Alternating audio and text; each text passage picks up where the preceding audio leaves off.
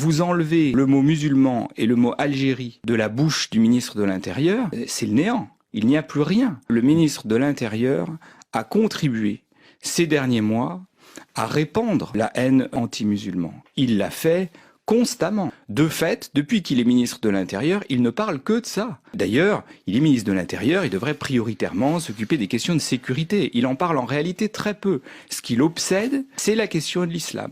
C'est la question de la place des musulmans dans notre pays qui, dans sa bouche, deviennent de fait les boucs émissaires de l'ensemble des difficultés à laquelle notre société est confrontée. Et je pense que c'est très dangereux. Et par ailleurs, son attitude depuis l'assassinat d'Aboubacar Cissé a été très en deçà de ce qu'on attend d'un ministre de la République, a fortiori d'un ministre de l'Intérieur et des cultes. Parce que si je mets bout à bout le fait que, au moment où il apprend sa mort, il maintient un meeting à vocation interne pour la compétition qu'il oppose à Laurent Wauquiez pour la présidence des Républicains. Ensuite, une fois qu'il est informé de manière plus précise de la motivation de ce drame, il ne se rend même pas dans la mosquée où ce jeune homme a été assassiné, il se contente d'une rencontre en préfecture et ensuite, il n'est même pas capable de recevoir la famille et pour se justifier, il explique que c'est lié au statut irrégulier de ce jeune homme. Enfin, tout ça, mis bout à bout, laisse quand même